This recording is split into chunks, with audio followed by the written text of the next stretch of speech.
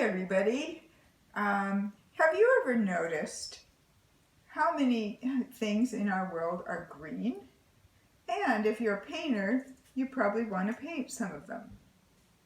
Today, I'm going to show you how to simplify painting greens. I'm going to take the confusion out of painting greens by using just one color mixed with a few different colors to get the shades of green you want. So, the color is Sap Green. It's made by many manufacturers. It's kind of a subdued green. It's not in your face. This is it, if you want a cameraman, if you want to look at it close up. And it mixes well with other colors. So, I'm going to demonstrate all the green things I found around and some techniques for painting green. So, here is a plant. As you can see, there's lots of different shades in the green. There's a darker green, there's a yellowier green, there's a mid-yellow green. Look, in one leaf there's yellow green and dark green. So I'm going to tell you how I would do this. So I would start with the lightest leaf, which would be, perhaps it would be this one over here. This is Sap Green, and I'm going to mix it with a lot of lemon yellow. So I get a mixture that looks, it's more toward the yellow. So you got to have a lot of lemon. Ooh, that's good. Okay, so here it is mixed with lemon yellow. Isn't that pretty? So let's throw that in there, and let's put a little bit down on the bottom. You can put it in the stem too, and we'll use it in this stem too because we can always darken it later. Okay, we've got that. Maybe we'll use it here in this leaf too and let it dry. We'll use it for our veins. So here's this. Here's some veins. We're just trying out some different things today. Ho-hum. Okay, so that's sap mixed with lemon. Now let me look at my items on my desk. Ha! Look at the cucumber. We actually, excuse me, grew this in our backyard. I'm quite proud of it. So what I did was, first, for the cucumber, to get these speckled marks and these kind of stripes, I used a white Crayola crayon. I sharpened it. And I made some stripes and some dots. So that would resist it and give it texture. Then I put, underneath it all, I put a wash of lemon yellow and I put a wash of yellow ochre. So now on top of that, I'm going to use this same mix and maybe I'll do the stripes. And the stripes have to follow the contour. They can't be flat, they're curved. So put them on, and you can push on your brush and have some thinner, some thicker. They follow the contour. It also makes your cucumber look rounder, which is important in the world of cucumbers. Here I can put some dots. Over here there's some wax underneath, so it's resisting. Okay, so now I'm going to come back to that later. Don't panic. And I'm going to go over to the top of this tomato, which I'm also very proud of because we grew it in our garden. So I can put a lot of water, add some water to my yellow-green, and just use that as a base underneath for the little leaves that hold the stems of the tomato. Okay, now we're going to let that dry, and we'll put some other colors over it. Now, let's see if these are dry. Yeah, this is dry enough. So let's get some mid-green. This was a yellow-green. Let's take cobalt blue and see how it mixes with sap green. It gives us kind of a nice friendly green. I'm going to put a little more blue in and a little more sap. There we go. And a little water. So now I have a watery, kind of a medium green.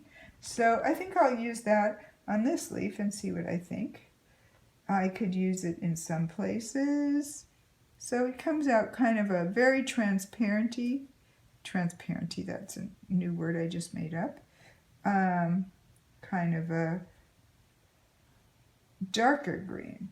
Then we'll put some up here, and maybe we'll put a little more on our brush. And in the darker the crevices, like it's getting dark here, I'm gonna put it, make it darker. Maybe I'll make it darker here a little bit. So, and then maybe as it comes forward, I'll take a little of the lemon yellow mix and mix it in so it gets lighter. And let's let it mix on the paper. So there you have two shades right there with cobalt and sap green. You might want to also make this darker, the stem, use this slightly darker so it contrasts with the light of the lighter leaf above there. Then you can also use the same idea of contrast dark against light by using this darker green behind the front of this leaf. So let me get some more on my brush so it looks darker. And then when we go into paint it later, paint the front of it later, you'll have more contrast. So you could also leave white, you don't have to put stems. You can also use this to darken. This has a little more blue in it to make it darker. You could also darken that so you have contrast at the top of the stem. Now that I've got this darker blue-green mix, I might come back to my zucchini. If you look at my zucchini, sorry, I got the zucchini confused with the cucumber. If you look at this, and I'm not going to get every different green, but I'm going to try and get a darker green in the middle. I'm going to put it right over my lemon yellow that I put on previously, and it's kind of cool because it's transparent, so you see the yellow shining through. And if you leave crevices, you can even have bright yellow shining through. Here I might coax it out here. I might put some more, down here. There we go. That's a little darker because I believe I got a little phthalo blue in that mix. So maybe I'll drop in some phthalo blue back here into the green. There you go. And then maybe instead of adding another level, maybe I'll just tilt my paper and soften these edges and coax them around to meet up and mix a little. And maybe I'll soften the edges and coax this down here. I'm not working on watercolor paper today. I'm working on sketchbook paper, so it doesn't blend as easily, but it still works. Okay, so there we've got more shades on our cucumber. And let's go back to our tomato. And I've got this mix here that I used by accident over there is phthalo blue mixed with sap green, which makes a dark green, kind of a bright dark green rather than a dull dark green. So I'll put that in some of the crevices here. Maybe I'll come back over to the cucumber and put some dots of that just to give it more texture. Ooh, I like that. Maybe, and they'll follow the contour. I can make some lines. I could then direct this around so it looks more rounded. I could use this to layer so it contrasts. I can put that there. Okay, now I'll leave that alone. That looks okay for now. Let's go to our avocado. So this is the bottom of the avocado, which I already have put yellow ochre on. I washed it on, and I did have some dots of wax underneath. So now I'm going to wash off my brush, and I'm going to show you how to make a very dark, dull version of using sap green and violet. You can use dioxin violet, carbazole violet, Windsor violet. They're all kind of the same, but you mix them with sap and you get almost a black. It's really kind of amazing to me, but then again, all things watercolor amaze me. So look at that, it's black. You would never guess that's green, would you? So we'll put it over here. I'll ease it into this crevice over here. Bring it over here. Maybe it's a little darker here. There's not a big area of yellow ochre showing So I'm on the actual top of the avocado skin, so I'm going to just not leave a lot of the yellow ochre showing. Now, I'm going to put a little more Phthalo Violet into that so you can see just a teeny bit of the color so it doesn't look completely black. Actually, I put a little more Sap Green and just a touch of the purple in, so it reads a little bit more as green, and then you can see a difference. Maybe I'll use that down here. So it has a hint of green. It doesn't look completely black. So I could use that for where my darkest darks would go. And I can use that in there, use it around here in the back, kind of blend it in, pull it down here. Like I said, this is not watercolor paper, and I'm in California. It's a warm day, so it's not, it's drying pretty quickly. Another thing I could do if I wanted to blend my colors better is use this white sable brush, which is very good for blending edges if you want a softened edge. You just sort of run it back and forth and it softens edges. So maybe I'll switch to this. That seems to work better. Okay. Now, and if I want this very dark while it's still wet, I will put even a thicker version of paint on of the sap and purple mixture. So let me do that so you can see that. I'll drop it in. The thicker the paint, the less amount of water, the darker the shade is. So you can see here, this is darker. Now it's getting kind of wet. It's a little wet here, so I don't think I'm going to mess with it a lot more. Maybe I'll put some bumps on the edges. One of the fun things about painting is that you really get to look at everyday things you wouldn't look at and notice a lot. Look at all the fun little ridges and edges and bumps. Now, we'll leave our avocado and we will go to the bottle of wine. So look at this. You already know how to do this. The bottom of the bottle of wine is really dark purple green. It's a green glass bottle. So you could use this same mixture that's almost black of the purple, the violet, mixed with the sap green. If you wanted to be brave, look, you could even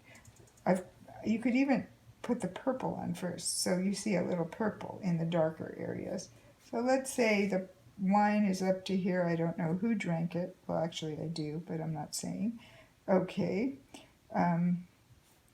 So here you have a dark purple because there's a little green in it. It's not. So then you could, if you wanted to, you could put more sap green in your purple mixture so it's much closer to the sap green. Have some water in it and start up here. It'll be more transparent with more water, and I've also marked out some white areas with the crayon, so you can see where the crayon is resisting right here. So there's your transparent green. I'm not going to touch this, because if I let the purple touch the green, when it's wet, it will mush together, and I may not like the color I get. So I'm going to wait. When it dries, maybe I'll put the green over it. I'm not sure. Transfer it over. Now look at it's the bottle friend next to it. This is a bottle of Italian Pellegrino water, and look how that's more turquoisey green. It's got more of a yellow green, kind of turquoisey hint. So what I sometimes use for that is I take sap green and I mix it with Phthalo Blue. Phthalo Blue, you have to be careful because it's very, very strong. Whoops, where's my phthalo? There it is, I think. Nope. Sometimes I hit the wrong one when I'm putting it in the wrong, I put the brush in the wrong color when I'm filming these because I get a little excited. Okay, so here is Phthalo Blue. Ooh, that's pretty. So that's kind of a more green blue. When I put more water in it, you'll be able to see it. So down at the bottom, it's darker. I might even, since I'm going to start painting at the bottom, I might even turn this upside down. Start with the green. Again, I don't know if that's dry. And can you see how that's a little bit, oops. Oh, this is a good thing, a happy accident. Should that happen, you could leave it like some green spilled out. That would be neat and spontaneous. Or you can always take your artist tissue and dab it off. So here I'm going to go back and forth between the labels. If you wanted it to be brighter, you could put a little lemon into this mix. Leave a lot of little white crevices like that. Let's see what happens if we put a little lemon in. Because the light is coming, I believe, from the left side of this bottle. So what would happen? You could either wait till it's dry or do it when it's wet. But here, just drop in some lemon in some places mixed with your sap. See if you like it. If you hate it, don't do it again, but try it for practice. So there you have that. And these are going to mix together. Now, while we have that on our brush, we have my friend the Crayola pencil sharpener. Now, you could switch to a true green, like a permanent green too, like a Cali green. But you can actually, if you put this yellow green from your sap mixture into your phthalo green mixture, you can get almost that color you're looking for. So let's see what you think. And it makes it easier to just have fewer colors in your palette. Yeah, I think that works okay for me. It's up to you how perfect and how much you like green. So here is this little Crayola sharpener. Here's this green. We can always put more lemon in it later. He's darker in front. Oh, he's got his little cute little feet down here. There we go. Maybe since the light is coming from this side, maybe later we'll put some lemon there, or maybe we'll just leave it white. We could just leave it white. Okay, so that's your, and maybe because this is the back, it's receding, I'll put some back there. So that's your true green. Now, what do we have left? We have the tomato. We have to finish our bottles. Oh, we have the inside of our friend the avocado. So, with no further ado, let's flip our avocado over and hope it hasn't turned brown yet. Aha! Okay, so then you could analyze that. And oftentimes on my palette, I double dip. So my yellow has a hint of green in it, which is, I meant to do that, huh?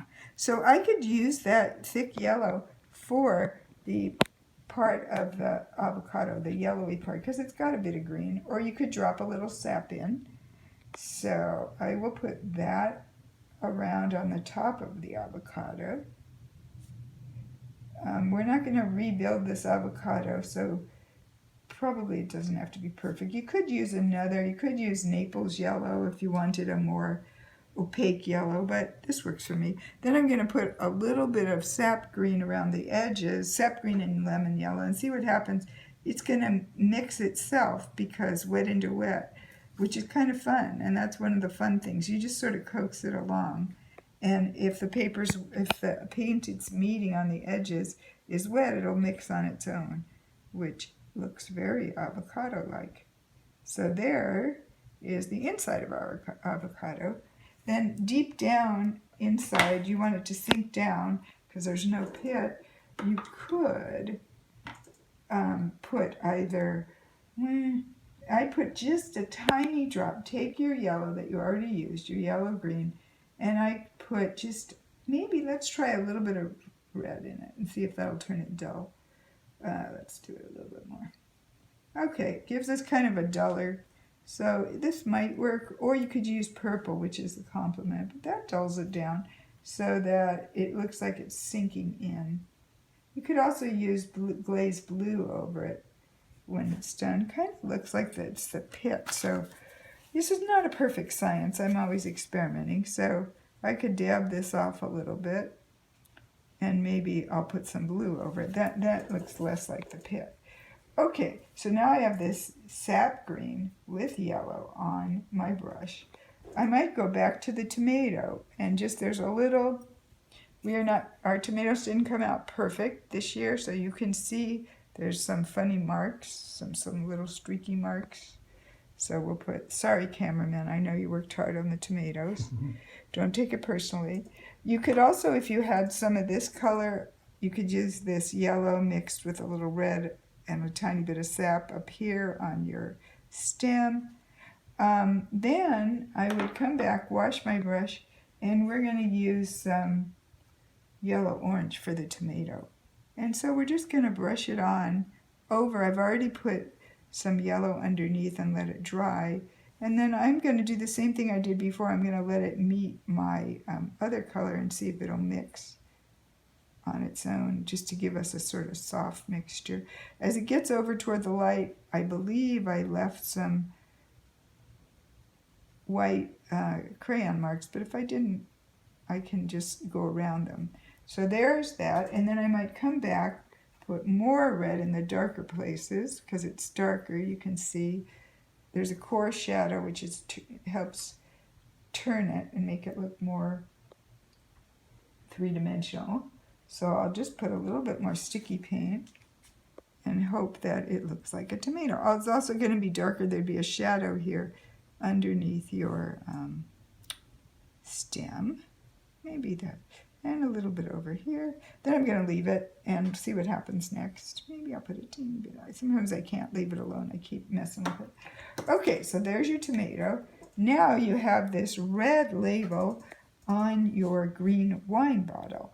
What's interesting about that is red is the complement, pure red is the complement of green. So what that means is if you put red next to green in a picture, it makes it appear more vibrant. But if you mix them together, they dull each other down. So we're going to put the red right next to each other and see how we like that. I can come back, this is quite a watery mixture. I can come back with more, and maybe I'm going to put it on the label too. And I'm sure that the label makers, the graphic designers, thought about this because they wanted you to look at that bottle closely and the label. So here's a little more thicker paint I'm going to put on the other side away from the shadow. This is kind of neat how it kind of mixes when it's wet. Okay, so then we've got our wine bottle. So you can finish up your painting by looking around and deciding, look at it, and just at your objects and decide which ones look flat and which ones have more dimension. So and then what you decide to do is add more values, darker values usually. So like on our crayon sharpener, we put a darker value under his rim. We might put some dark here. We might put some dark down here. Whoops. Down here, maybe down here. And that gives you more dimension. It's not perfect because even there's a few values here, but not enough dark values, so I might come back and put some darks. And that's usually your last step. You squint and you decide where you need your darker darks. Generally, I would say 9 times out of 10, that's what's missing.